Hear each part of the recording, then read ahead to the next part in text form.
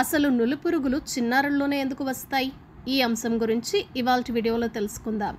Hi hello, welcome back to TV21 the better choice. నేను మీ పుష్ప.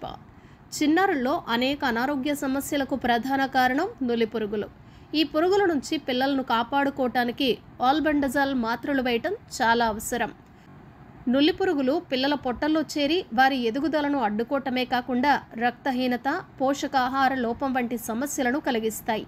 ఈ సమస్యలను నివారించేందుకు సంవత్సరానికి 2 సార్లు ఆల్బెండజాల్ మాత్రలను పిల్లలకు ఇవ్వాలని వైద్యులు సూచిస్తున్నారు.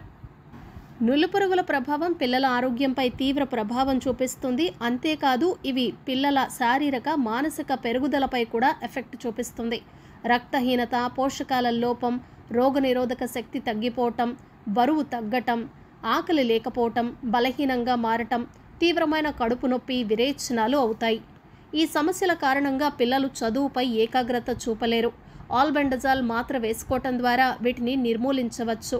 వీటి వల్ల ఇమ్యూనిటీ పెరుగుతుంది. అందుకోసమే పిల్లలకు తప్పనిసరిగా ఆల్బెండజాల్ మాత్రలు వేసుకోవాలని డాక్టర్లు సూచిస్తున్నారు. 1 ఏడాది వయసున్న పిల్లలతో పాటు 19 ఏళ్ల వయసున్న వారికి కూడా ఆల్బెండజాల్ టాబ్లెట్లు తప్పనిసరిగా అందించాలని వైద్యులు చెప్తున్నారు.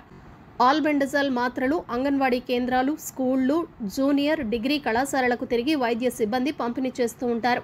1 నుంచి 19 ఏళ్ల వయసున్న వారికి నులిపురుగుల మాత్రలు వేసుకోవాల్సిన అవసరం ఉందని వైద్యులు వెల్లడిస్తున్నారు. అసలు నులిపురుగులు ఎందుకు వస్తాయి? పిల్లల్లో నులిపురుగులు రావటానికి ప్రధాన కారణం శుభ్రత లేకపోవటమే. దుమ్ము, ధూళి, మట్టిలో ఆడుకోవటం,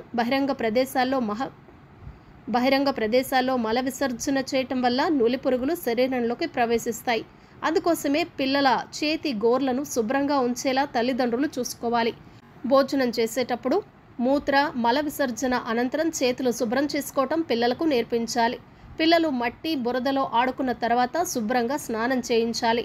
ఆడుకునే సమయంలో కూడా పలు జాగ్రత్తలు తీసుకోవటం అవసరం. చూశారు కదా, అసలు నులిపురుగులు చిన్నారుల్లోనే ఎందుకు వస్తాయో తెలుసుకున్నాం కదా. మరొక చక్కటి వీడియోలో మళ్ళీ కలుద్దాం. Keep watching TV21 the better choice. నేను మీ పుష్ప. ఈ వీడియో కనుక మీకు నచ్చినట్లయితే ఏం చేయాలో తెలుసు కదా.